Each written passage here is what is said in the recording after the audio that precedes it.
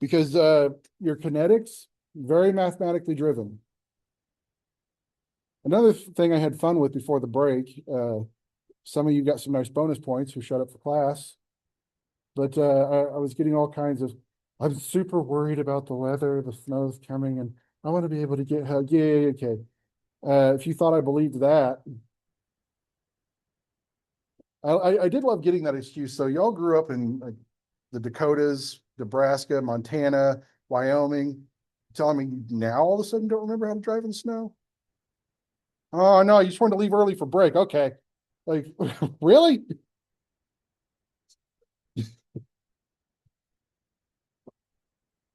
Road was, and I was shooting.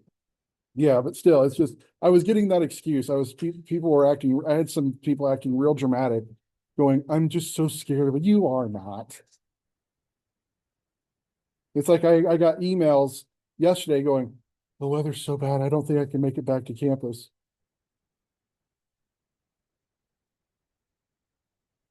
Uh, here's the thing to remember. Yes, I technically was born, just wasn't yesterday. And also keep in mind, I was your age once too. I've already used all these excuses. And my professors then didn't buy them either, because they had used them before me. It's just kind of a cycle. It's like, well, spring break's coming up. I don't want to be on campus. I used all the same excuses. It was like last year. I had 15 grandmas die in one semester. Like, you don't want to be cold hearted, but at the same time, it's like statistically, that's kind of impossible. So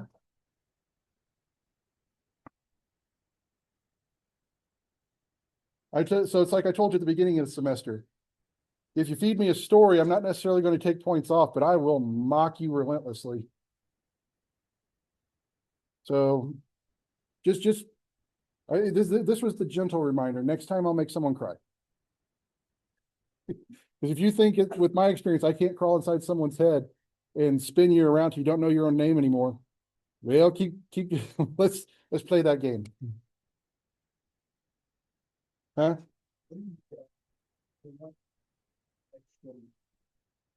So you're going to be learning, we're going to be continuing with the calculus derivations. You are really going to need to lock down on your logarithm math, logarithm exponential math. The chapter that's coming up, you're going to need to lock in on that quadratic formula. So I mean, for some people, it's like, oh, that's not an issue. For other people, there are people in here right now going, oh crap. It just depends on the level you're at. And it's like when we go through, it's like, am I going to make you do calculus at a level that's like you have to do multiple steps? No, but like, will I make you do it for something that's like maybe the first couple of weeks of calculus 1? Yeah, because those are simple theorems. It's like your power rule for integrals, your power rule for derivatives. And it's not like I'll ever just not tell you what it is. It's like, this is an actual theorem. There is an identity, kind of like with your logarithms, there's identities. So you're going to need to know those. You're going to need to be able to solve for certain things. And most of it will still be algebra. My first year, I had people do logarithms and they went to the dean and told them I made them do calculus. I knew we were in trouble at that point. It's like, if you think logarithms are calculus, I don't know what you've been taught. Because it sure as heck wasn't a lot. So the point is we have goals on this campus that when you leave here, you're some of the best that are turned out. So we're going to do that. And for some, it takes work to become the best. So that's what we're going to do.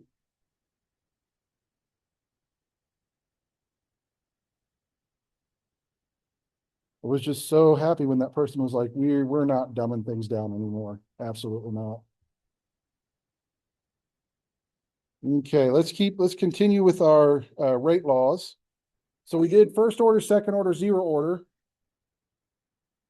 This was something we did before break. Someone tell me if I have the rate constant of one of the either first, second, or zero order, how do I know what the order is?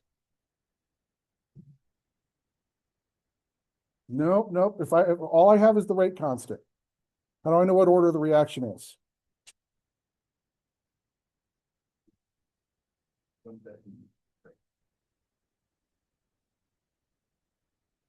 This is something that will show up on a standardized exam. What did we say about rate constants? They have unique what for each reaction order?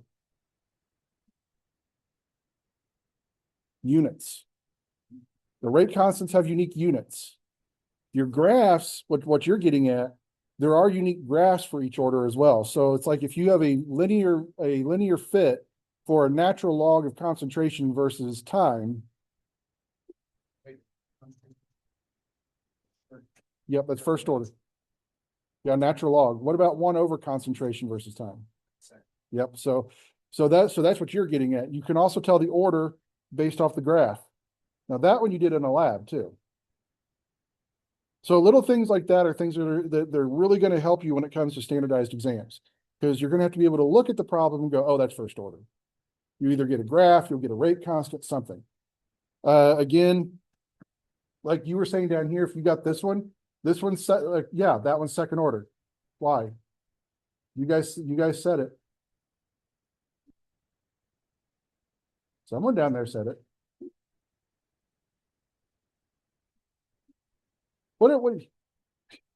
Man, when it's gossip, y'all talk all the time. Now y'all are shy. Okay, so now y'all have nothing to say. Okay, so it's the exponent. So you see how each of the love our tech here. Okay. So you see how each of those exponents is a 1? Yeah. Because in chemistry, we just don't put the 1s. So when you add those together, n plus m, 1 plus 1, it's 2. So it's an overall second order. So yes, you can also do it that way.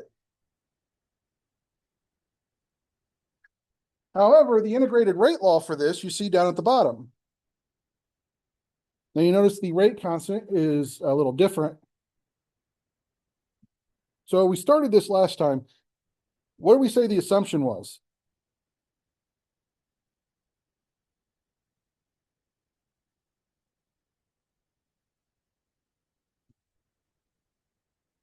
So we're working towards that pseudo first order. So in general, we're working towards a pseudo rate law. Okay, we do that. So what's the situation where, as the reaction occurs, one of the reactants shows no noticeable change? It's in the reaction in what? Excess. So what we're going to do, we're going to say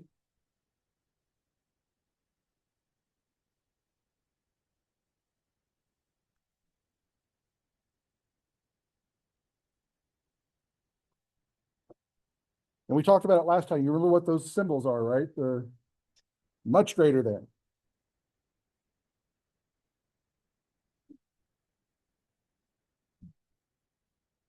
Okay, so that means as the reaction proceeds, we're not going to notice a real change in the concentration of B because there's just so much of it in there. So we can rewrite the rate law.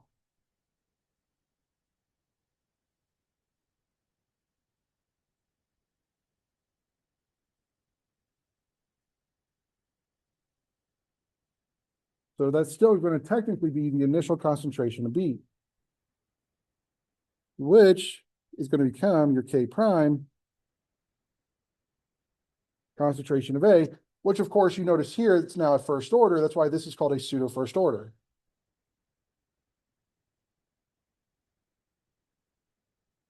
So if this was just a generalized pseudo rate law, you'd have something up here like an X, okay? But you don't exactly know what that X is yet, right? Because right now the exponent's 1, so this is a pseudo first order.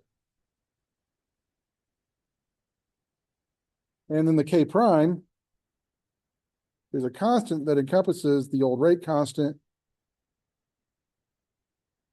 and the initial concentration of reactant B. Now, we look at this, and we remember that we can turn that into a differential.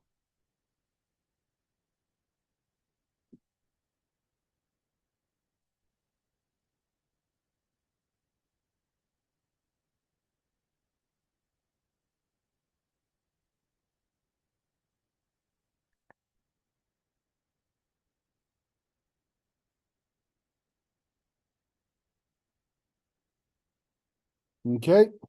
Does anyone remember what it's called when we solve this differential equation? Remember, I'm going to get everything that's concentration of A prime on one side. You remember what that's called? Called separation of variables. I'm going to separate T from A.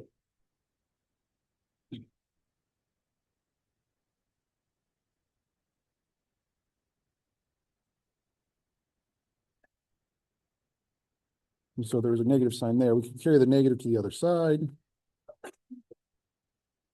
And now we have some pretty straightforward integrals to solve. There's nothing complex that you have to do. There are definitions for this. So, and the reason we chose turn that to A prime and T prime is those are stand-ins for A and T. So this integral over here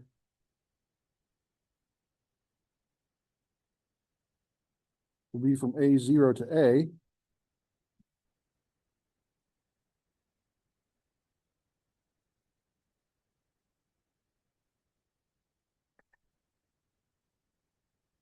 The K we're going to pull out front because it's a constant. Remember, you can always take constants outside of the integral and derivatives. That's one of the things that we're just doing right now as a definition. Now, if I had you in a 400 level, I'd make you prove that. Right now, just take the constants, pull them out front.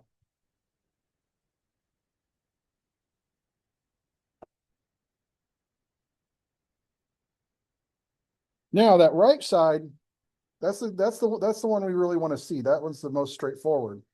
The integral of a differential just gives you back T. So it's whatever variable is inside the differential, just gives it straight back to you. Do you remember, we've done this a number of times. What is that integral of the 1 over A prime dA prime? Do what? This is a definition. So what is that integral equal? Granted, we're not going to go through and do the in-depth solution to this because it takes quite a while and it's hard to prove. But there is a definition to this. So if I have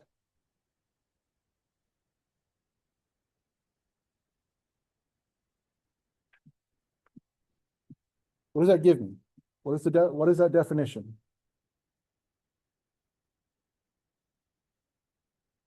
Now this should be the easy part, especially for the biology people. This is a memorization thing. We've done it a number of times. I know you remember seeing it.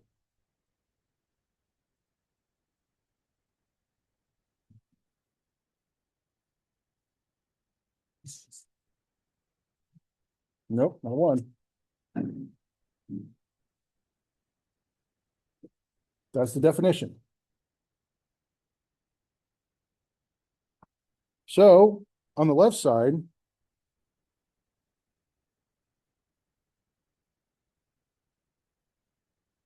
then we have to evaluate it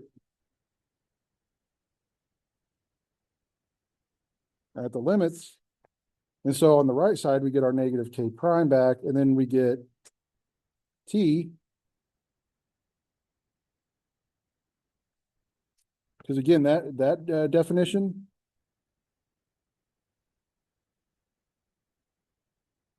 remember your integrals are the reverse of your differentials. So if you just have a differential inside an integral, it just reverses it. That's why if you took calculus 1, you would learn that these are called antiderivatives.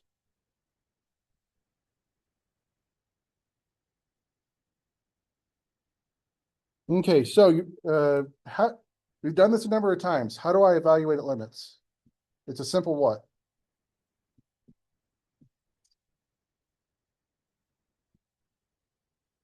How do I evaluate limits?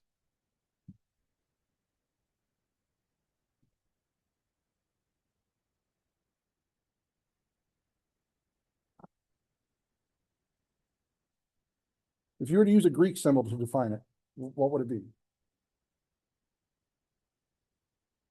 One of our most commonly used Greek symbols defines this process.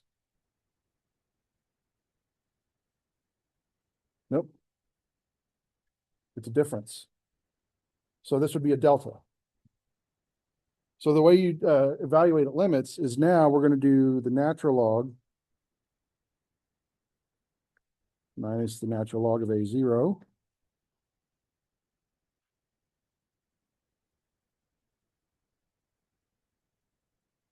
So evaluating limits is just a difference.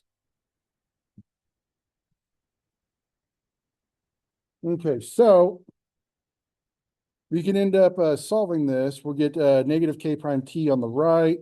Let's go ahead and put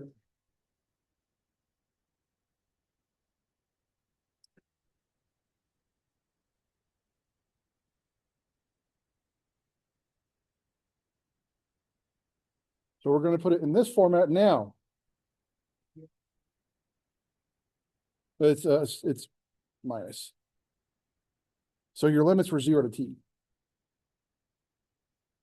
And so it's just t minus 0.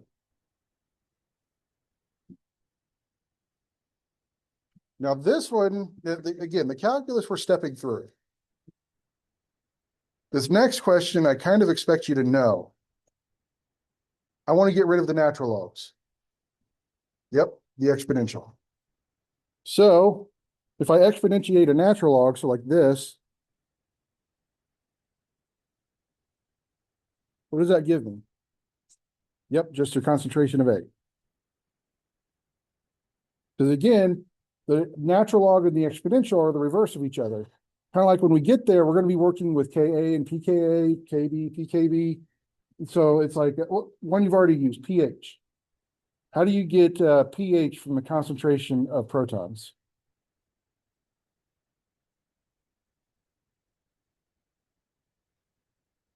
So like it's the same kind of operation, like your natural log and exponential are the reverse of each other. You've already done something very similar to this, and it revolves around like pH. How do you get pH from concentration of protons?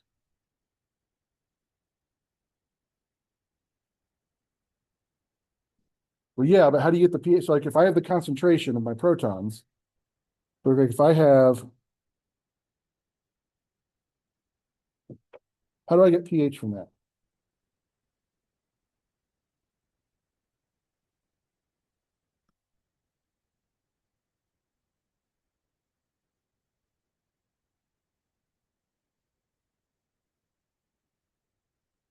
Remember, that's your negative logarithm.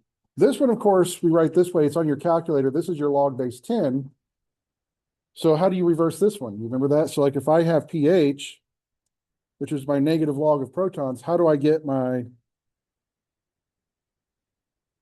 concentration of protons back? How do I reverse that one? So remember, your natural log is log base E. This is log base 10.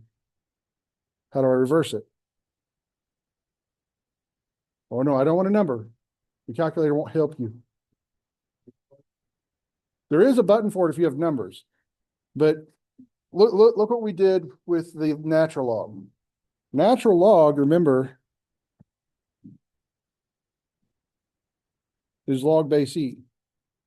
This one is log base 10.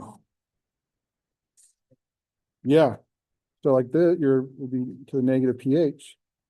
So again, you're just reversing the logarithm.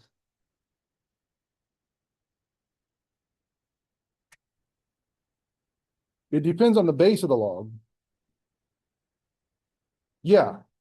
So like your calculator has two buttons. The log is your log base 10. Your ln is your natural log. So your calculator can do both of those. Most of these calculators do have a way to set a different base, but we just don't use them enough to do that.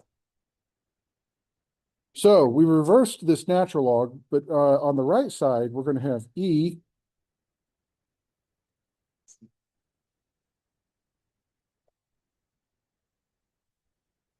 now. This is something else I would expect you to know. I know that the exponential of that log of a0 is going to give me back a0, but how do I get that by itself? I can't just do that right now because it's part of a single exponent. How can I separate those exponents? So think of it this way. How would I separate if I had e to the x plus y?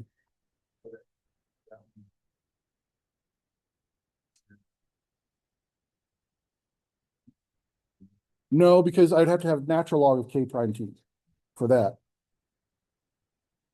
How do I separate so like look at your x plus y there. How would I separate that? Yeah.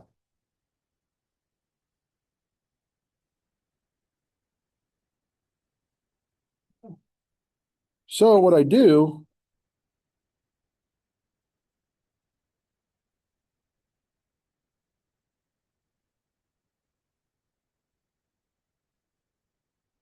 is I do that, which will give me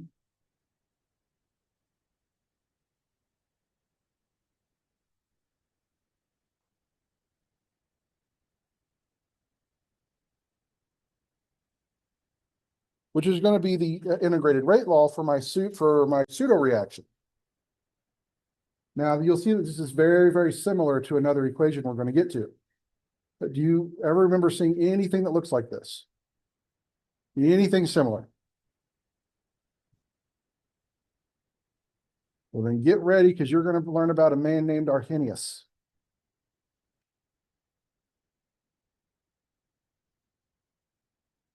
Okay, now, what about the half-life of the pseudo first order reaction? Now you notice it looks very, I mean, it's almost identical to the first order reaction. So again, at T1/2,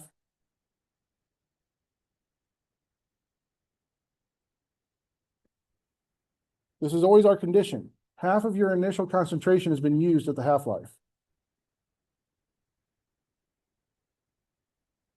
Okay, so if I take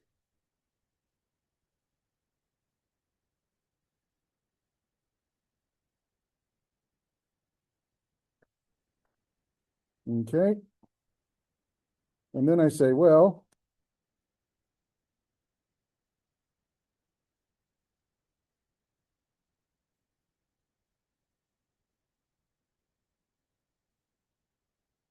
now I can divide through by that initial concentration of A.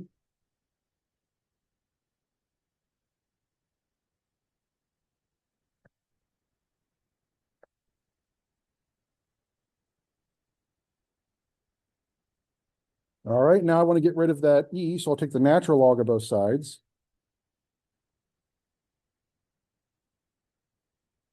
Oopsies. So the natural log of the E just gives me my minus K prime, T1/2. And so then my T1/2 will give me natural log of 1/2 over K prime. But let's take a look at this. You notice how I have the negative natural log of 1/2 over K prime, but this equation here is not negative. How did that happen? This is another rule of logarithms. So someone do the natural log of 2. What do you get?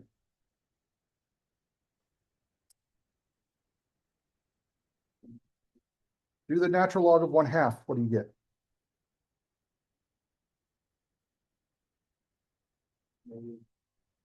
They're the same number, it's just one's negative.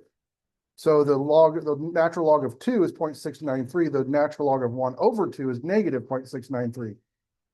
So remember, the natural log of anything less than 1 is going to be a negative number. Okay? So what you're going to get is a negative 0.693. over K prime, or, but remember that K prime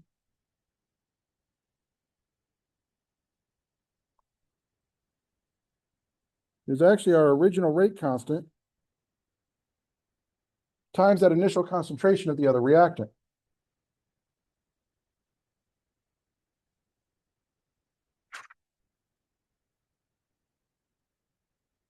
Okay, so that is how you look at pseudo reactions. Remember, again, tell me again, what was the primary assumption of the pseudo reaction? What was the very first assumption we made?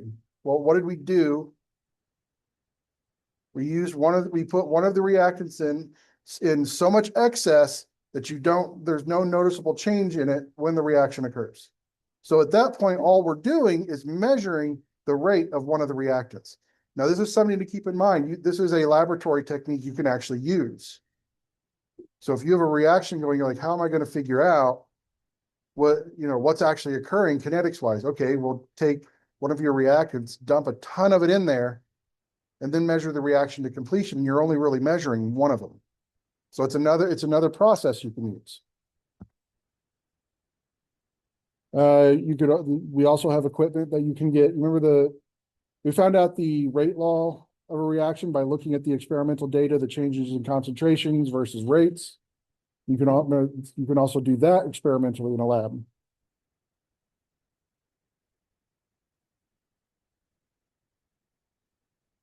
All right, reaction mechanisms. Now, this is where the rate constants come back. I talked about this at the beginning of the chapter. You see how you have K1, K2? Those are the rate constants for the individual steps of this mechanism. So you see your overall reaction there. In reality, most reactions occur in steps.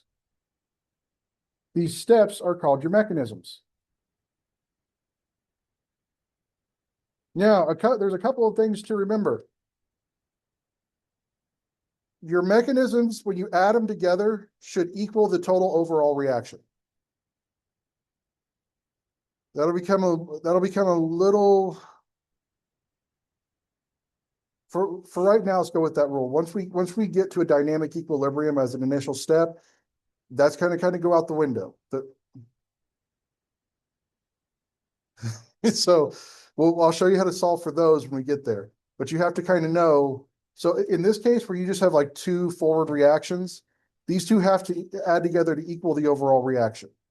That fast initial step with the dynamic equilibrium, that's its own thing. And so you have to solve it differently.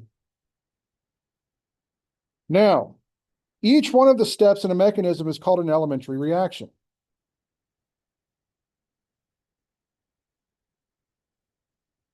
And so the thing we can do with elementary reactions is we can actually write rate laws for these. Let me show you here. Let's see. So let's take this first one here. Okay, the rate law for this one. Tell me what I did.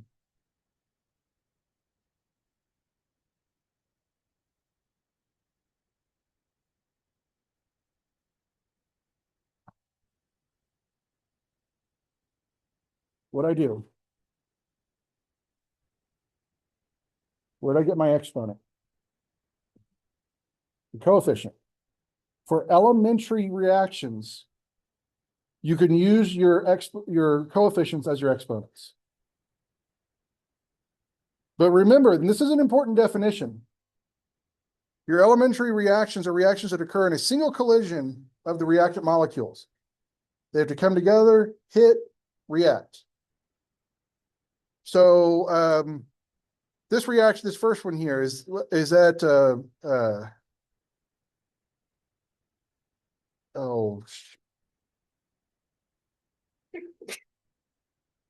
is it unimolecular, dimolecular, or termolecular?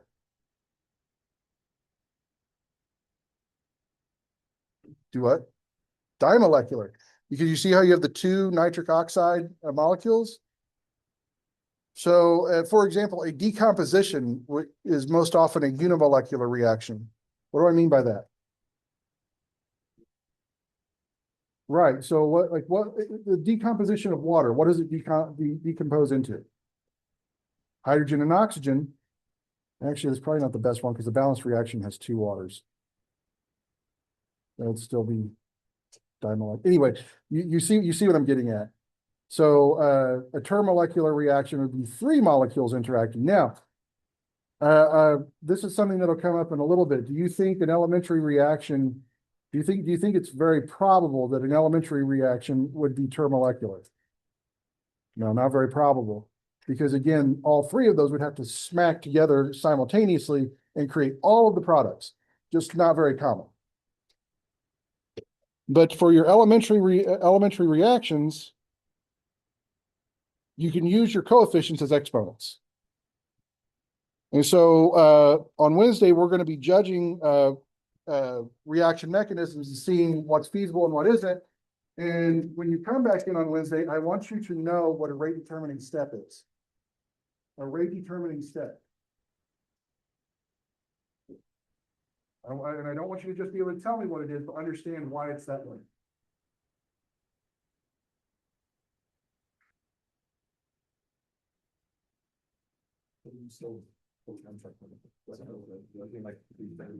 You did pretty good. Yeah. No, 3:30. All right.